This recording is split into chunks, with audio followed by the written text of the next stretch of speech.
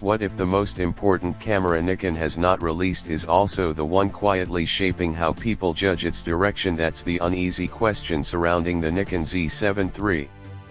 The longer the Nikon Z7 III stays missing, the less it feels like a simple delay and the more it feels like a decision Nikon is still avoiding. Is the Nikon Z7 III being held back because it's still evolving, or because Nikon is no longer sure it fits the future it's building body? This isn't just another camera in a lineup. The Nikon Z7 III represents a very specific idea in photography: high-resolution imaging designed for photographers who value detail, precision, and image purity above all else.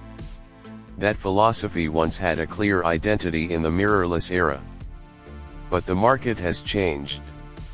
Today, most cameras are designed to be hybrid tools balancing photography, video, speed, and AI-driven features.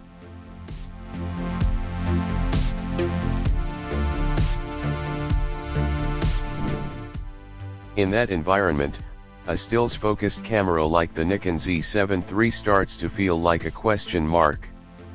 The rumor ecosystem around the Nikon Z7 III reflects that uncertainty. Some reports suggest Nikon is preparing a major resolution jump, possibly pushing beyond 60 megapixels. There's speculation about sensors potentially coming from Sony or alternative suppliers like TowerJazz. Other leaks talk about internal 8K video capability, upgraded autofocus systems, and processing performance that could bring the Nikon Z7 III closer to semi-flagship territory than ever before. But whether those rumors are accurate almost doesn't matter anymore. What matters is what they reveal about expectations. Photographers are no longer just asking for upgrades, they're imagining identity. Many don't want the Nikon Z7 III to become another hybrid machine competing with video-heavy models. Instead, they want it to commit fully to its roots: extreme detail, high dynamic range, and uncompromised still image quality. That creates a very specific pressure on Nikon. Because if the Nikon Z7 III follows industry trends too closely, it risks losing the very identity that makes it relevant. But if it ignores those trends entirely, it could feel outdated the moment it launches. It's a narrow path between modernization and preservation. There is also an expectation that Nikon could refine existing technology rather than reinvent everything.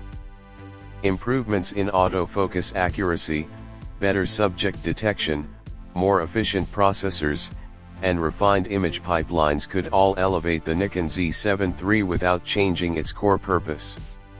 The idea is not to turn it into a hybrid powerhouse, but to make it a smarter, more refined stills tool. However, that approach also carries risk. If the Nikon Z7 III ends up feeling too familiar, too close to older models, it may struggle to justify its existence. In today's market, incremental upgrades are rarely enough to create excitement. The camera needs to feel meaningfully new, not just slightly improved. From a strategic perspective, the delay becomes easier to understand. Nikon's most commercially successful cameras are those that appeal to hybrid users. Models like the Z6 series serve a much broader audience, from videographers to content creators. The Nikon Z7 III, in contrast, serves a more focused group: landscape photographers, studio professionals, and detail-oriented shooters. That smaller audience naturally pushes it lower in priority. But there's a deeper complication: overlap within Nikon's own lineup. The Nikon Z8 already covers high resolution, fast performance, and advanced video features in a single body. It sits in a space that overlaps heavily with what the Nikon Z7 III would traditionally occupy. That overlap creates a difficult positioning problem. If the Nikon Z7 III is too close to the Z8, it becomes redundant. If it is stripped down too far, it risks feeling underpowered or overpriced. And if Nikon pushes it too high in capability, it could start competing with its own flagship segment. This internal balancing act may be one of the biggest reasons for its extended delay. On top of that, modern camera development has become increasingly complex. Sensors are no longer judged by resolution alone, they must balance speed, dynamic range, readout efficiency, heat management, and computational processing. The Nikon Z7 III is expected to prioritize still image quality, but doing so in a world dominated by hybrid expectations requires careful engineering trade-offs. Because of that, the delay may not indicate indecision about importance, it may reflect difficulty in defining purpose. The original Z7 identity was simple, maximum image quality without unnecessary complexity. But simplicity is harder to preserve in a system where every generation adds new layers of performance expectations. This is where the Nikon Z7 III becomes more than just a product. It becomes a statement about whether Nikon still believes in specialization.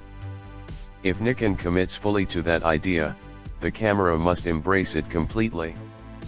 That could mean pushing resolution beyond current standards, optimizing for base ISO performance, and delivering one of the cleanest imaging pipelines in its class. A properly defined Nikon Z7 III could prioritize resolution not as a marketing number, but as a real creative tool.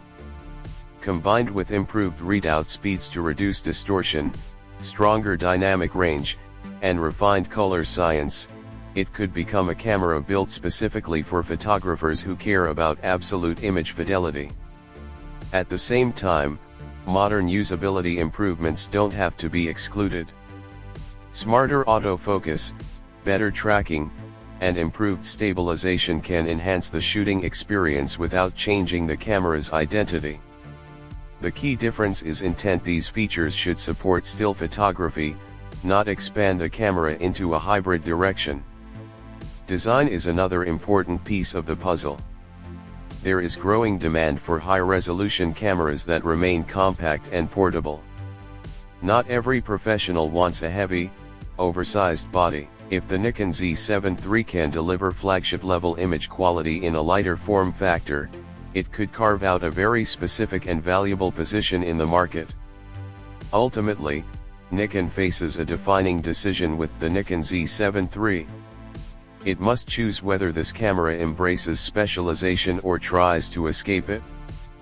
Because if it attempts to be everything, it risks becoming nothing in particular. But if it leans too far into niche identity without evolution, it risks fading into irrelevance. In the end, the Nikon Z7 III is not just about specifications or release timing.